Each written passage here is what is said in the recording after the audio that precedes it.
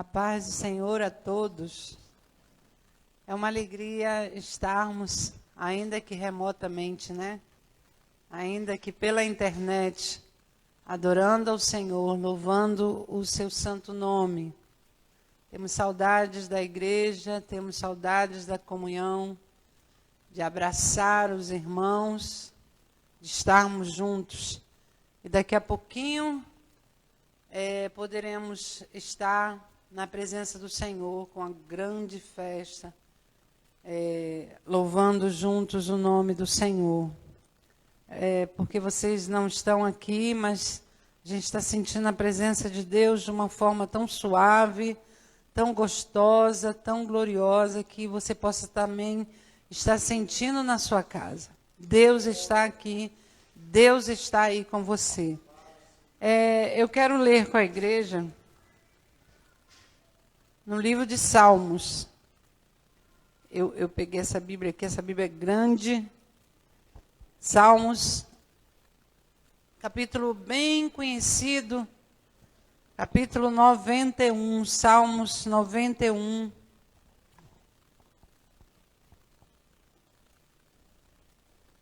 Quero pregar nessa noite uma mensagem com o tema O Deus que Encoraja. Salmo capítulo 91, versículo 7 em diante, diz assim: 1000 cairão ao teu lado, 10.000 à tua direita, mas tu não serás atingido.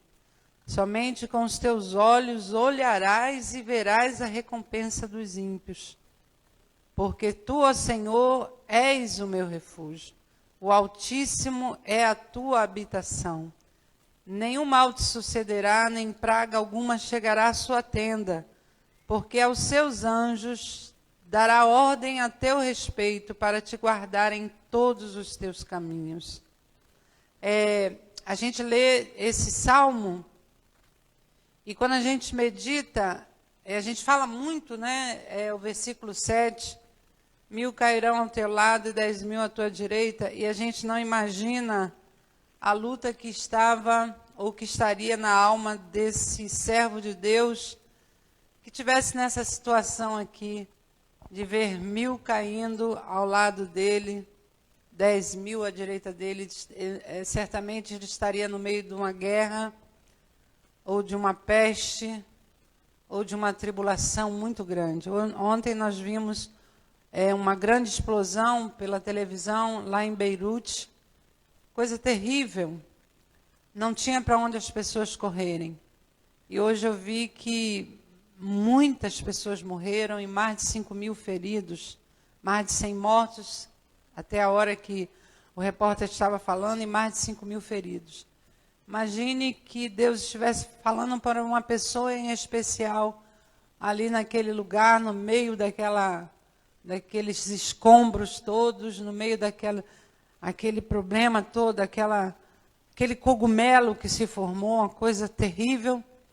E aí a pessoa estivesse ouvindo: olha, 1000 cairão ao teu lado, 10.000 à tua direita, mas tu não seria atingido. Qual seria, ou deveria ser, a situação desse que ouvisse de Deus essa palavra? Será que ele ficaria despreocupado? Se fosse você, se estivesse num momento de grande luta, terrível, que não pudesse escapar, e ouvisse a voz do Senhor dizendo: olha, não se preocupa, 1000 cairão ao teu lado, 10.000 à tua direita, mas você não vai ser atingido. E aí, bum, tudo explode. Nós estamos nesse momento, nessa pandemia, mais ou menos assim, né? 1000 caindo ao nosso lado, 10.000 à nossa direita. E precisamos confiar na palavra que diz: tu não serás atingido. O Deus que encoraja. Eu estava essa semana em casa e essa frase brotou no meu coração: o Deus que encoraja. Servimos a um Deus que permite a luta, permite a prova. E outro dia até preguei sobre isso, porque na escola bíblica dominical tivemos uma aula há um tempo atrás sobre as vantagens do sofrimento. Obrigada. Do sofrimento, que o sofrimento ele nos aperfeiçoa e o sofrimento nos leva a buscar ao Senhor. E esse Deus permite, o nosso Deus permite as lutas, as angústias, os problemas, a morte, as dores, as aflições chegarem até nós. Mas há um versículo na palavra de Deus que diz: eu faço a ferida e eu mesmo curo. E quando a gente vê ao longo do relato bíblico, esse Deus que permite angústia, ao mesmo tempo ele consola, ele encoraja, ele dá palavra de ânimo. E faz-me lembrar de Abacuque, o profeta Abacuque. Quando a gente lê e estuda, a gente vê que Abacuque era contemporâneo de Jeremias, só que eles tinham sentimentos e pensamentos totalmente diferentes. Embora servissem a Deus e profetizassem para o mesmo povo, Jeremias buscava que o povo se arrependesse de seus pecados. Jeremias era um profeta que clamava pelo povo, de forma ao povo vir ao arrependimento. Pedia que Deus trouxesse o espírito de arrependimento ao povo de Israel. Já Abacuque não, Abacuque ansiava que o Senhor fizesse justiça. Esse povo peca, esse povo se afasta de Deus, esse povo não quer Deus, e Deus, no pensamento de Abacuque, Deus relutava em julgar aquele povo, apesar dos seus pecados, apesar dos seus erros. Até que Deus mostra para Abacuque que o castigo viria, e que o castigo viria através dos babilônios, os caldeus, que era um povo perverso, e aquele povo seria a vara de Deus para castigar o povo de Deus, porque Deus permite o castigo chegar. Deus permite a tribulação chegar. E aí Abacuque tem um encargo maior, porque agora ele precisa avisar ao povo tudo aquilo que vai acontecer.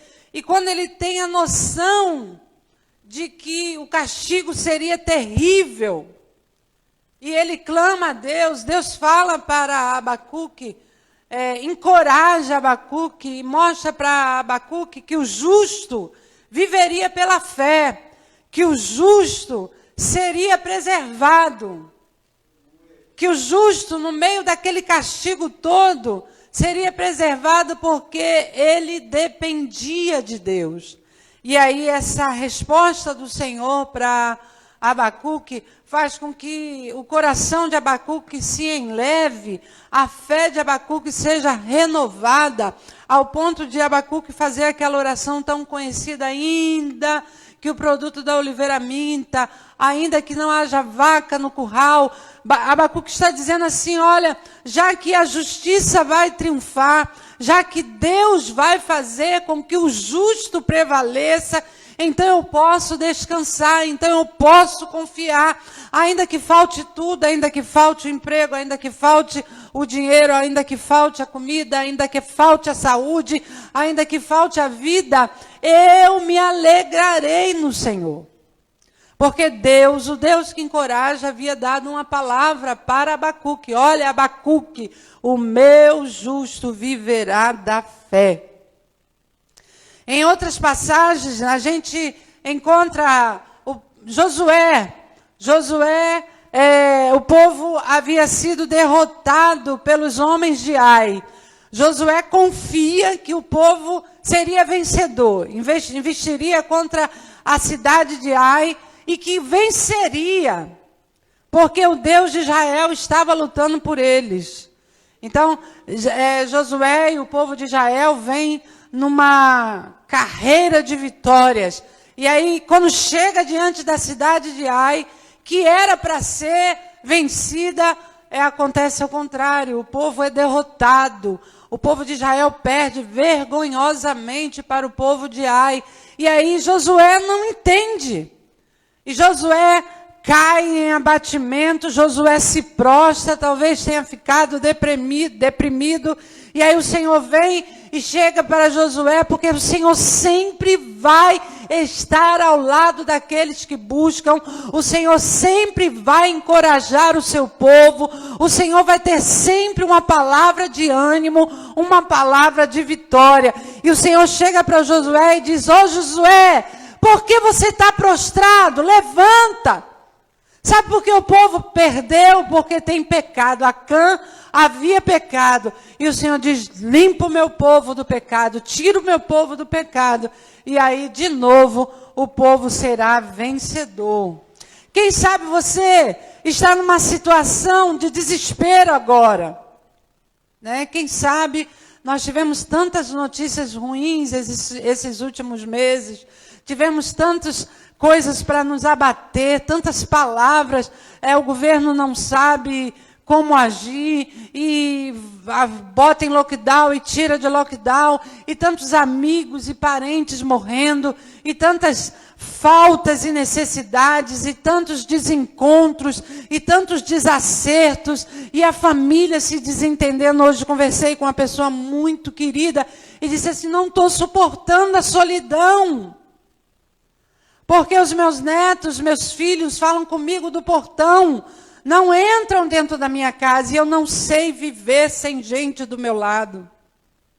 Então nós estamos vivendo momentos de buscar o Senhor, de parar, de estar em pé, de buscar a face do Senhor e de acalmar o coração para ouvir a voz do Senhor. Porque muitas das vezes o barulho da angústia, o barulho do vento, o barulho da tempestade não nos permite ouvir o Senhor falar conosco e dizer: para, por que você está prostrado? Coloque-se de pé. Eu tenho uma palavra de ânimo, eu tenho uma palavra de encorajamento. Às vezes estamos como aquele homem no tanque de Siloé. Sabemos aonde está a vitória, sabemos aonde está a cura, estamos junto da vitória, mas estamos com o coração desalentado, desesperançado, estamos com o coração abatido, com o coração sem entender. Temos tantas questões, temos tantas necessidades, sentimos tantas aflições, que não percebemos que não é o entrar na água que cura, mas é buscar o Deus que cura. Que não precisa entrar na água, que não é a água agitada que cura ninguém, que não são atitudes tomadas por homens que traz a vitória, é a confiança no Senhor, é estar na presença de Deus, é aquietar o coração, é esperar, porque de uma forma ou de outra o nosso Cristo se revelará. Aquele homem estava 38 anos esperando entrar na água que ele estava do lado, e esqueceu de buscar o Jeová Todo-Poderoso, o Deus de Israel. Não é a água que cura, é o Deus que diz: eu sou. É o Rafael, o Deus que sara, o Deus que traz a vitória. Às vezes, irmãos, estamos junto da bênção, estamos do lado da bênção, no lugar da bênção, buscando de forma errada. Não entendemos aquilo que Deus quer para a nossa vida e estamos angustiados. E até que Jesus chega, porque Jesus sempre chega. Ele sempre chega, na hora certa, no tempo certo.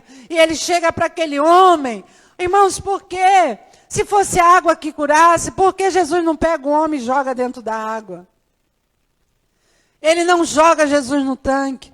Ele dá uma palavra, ele cura. Ele dá uma palavra de ânimo, de encorajamento. Ele restaura a saúde e a fé.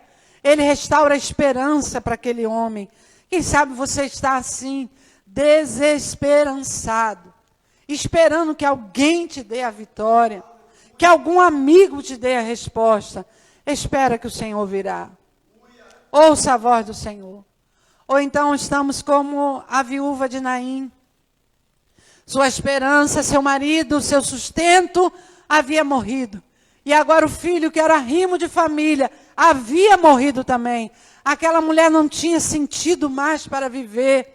E a Bíblia diz que havia aquele enterro, ia passando até que Jesus chega e traz uma palavra de ânimo para aquela multidão de morte. Ele traz a vida e ele ressuscita o filho da viúva de Naim. Lembre-se, o Deus que você serve é o Deus que encoraja. É o Deus que dá um novo ânimo. É um Deus que restaura a fé.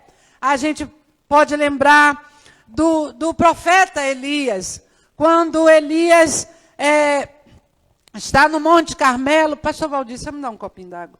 Quando Elias está no Monte Carmelo, Elias é um homem vitorioso, Elias é um homem conquistador, poderoso na oração. Deus responde com fogo. Elias mata os profetas de Baal e os profetas de Azera. E ele anda como um guerreiro da oração, como homem da vitória, até que a luta aparece. Obrigado, Valdir. Até que a perseguição chega. Antes ele é corajoso, ele mata 850 homens, sem necessidade, porque o Deus de Israel já havia sido engrandecido, já havia sido revelado para toda a nação, e inclusive para aqueles profetas. Elias mata como um guerreiro corajoso. E aí Jezabel começa a perseguir a Elias. Elias se sente abatido. Elias se refugia numa caverna. Elias fica com medo e Elias vai dormir. Mas o Senhor precisa de Elias na obra. O Senhor tem uma obra na vida de Elias. O Senhor não despreza, ainda que o homem esteja abatido, ainda que você se encontre fraco, ainda que você se encontre sem esperança, ainda que você se encontre sem força, a obra contigo ainda não terminou. Aí o Senhor chega para Elias e diz: o que você está fazendo aí, Elias? Por que você está prostrado? Por que você está abatido? Levanta, come, te alimenta e anda, porque tem uma grande jornada para você. Essa palavra para você nessa noite. Deus te encorajando, no meio da perseguição, no meio da luta, te levanta, se alimenta, busque a Deus, porque a obra na tua vida não acabou. A obra na tua vida não parou. Deus tem sempre uma palavra de vitória, uma palavra de ânimo, uma palavra de triunfo. Davi se encontrava abatido. Ali, Deus, através do Salmo 91, claro que ele estava falando do seu ungido, do seu Messias, mas Davi, ao escrever, Davi confia no Senhor, que 1000 cairão ao seu lado, 10.000 à sua direita, e ele não seria atingido. E no final do Salmo 91, o Senhor diz: eu, Davi, te mostrarei a minha salvação. Palavra de Deus para você nessa noite. O Senhor vai te revelar o seu ungido, porque Deus tem uma obra na sua vida. Mas a luta vem, a angústia vem, o abatimento vem, a desesperança vem, o peso vem. O próprio Jesus sentiu isso lá no Getsêmani. O próprio Jesus sentiu quando estava chegando a sua hora, bem antes dele iniciar o seu ministério, quando ele foi levado pelo Espírito de Deus. Às vezes a luta vem, a tribulação vem, e a gente não percebe que é o Senhor trabalhando na nossa vida. Mas Jesus discerniu que o Espírito do Senhor o levou para o deserto para ser tentado. E ali durante 40 dias e 40 noites, Jesus foi provado, foi deixado lá, foi perseguido por Satanás, lutou cara a cara com ele, mas ao final daqueles dias de tribulação, e a gente não imagina, a gente acha que 40 dias e 40 noites para Jesus foi fácil, mas Jesus era homem também, e a Bíblia diz que ele ficou 40 dias sem se alimentar, 40 dias no sol escaldante e 40 dias no frio terrível, que é a noite, com fome e com sede, a sua pele queimada pelo sol e pelo frio, sentindo dores terríveis também lá no deserto, até que ao final desses dias, a Bíblia diz que anjos vieram alimentá-lo,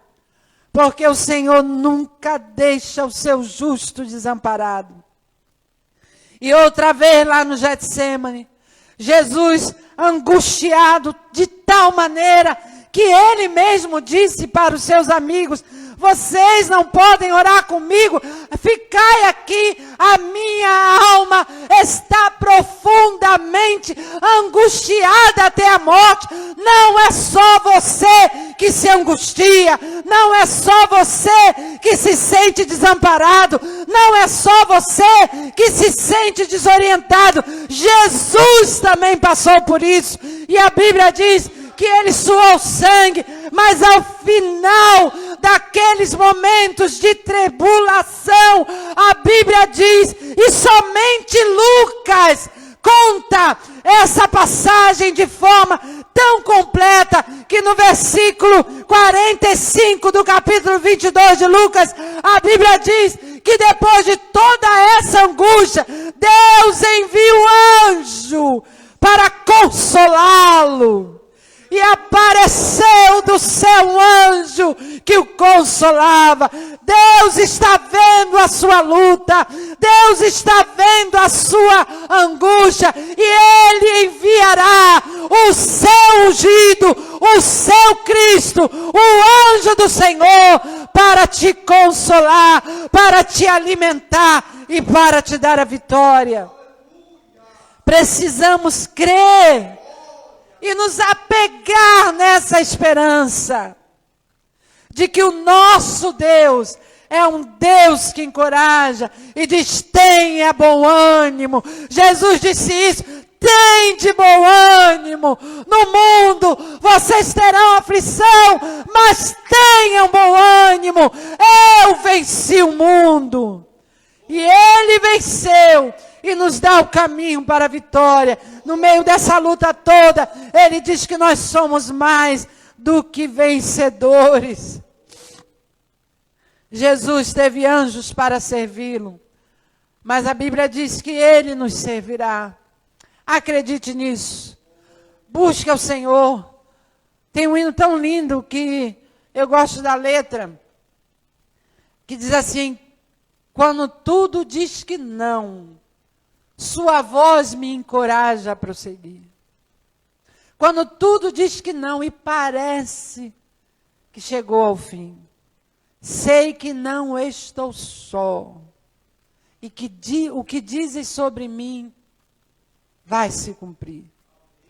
Leia a Bíblia. Creia na palavra. Tome posse das 8.000 promessas que tem na palavra de Deus para você. Tome posse.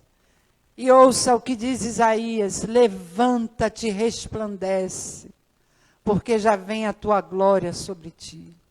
Deus tem uma palavra para você. Não temas, porque Ele dará ordem aos seus anjos a teu respeito, e a tua cura brotará apressadamente. A vitória virá, porque o Senhor não esquece do justo. Foi o que Ele disse para Abacuque.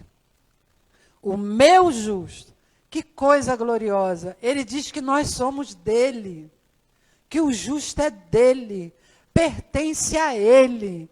Ninguém pode tocar no justo, porque o Senhor é o guerreiro que luta por ele. O meu justo viverá da fé. Então a justiça brotará na sua vida, e certamente as pessoas que passarem correndo verão, como o Senhor disse para Abacuque, Amém? Que o Senhor nos abençoe. Que o Senhor nos guarde. Que o Senhor restaure a esperança a cada um de nós, em nome de Jesus. Amém?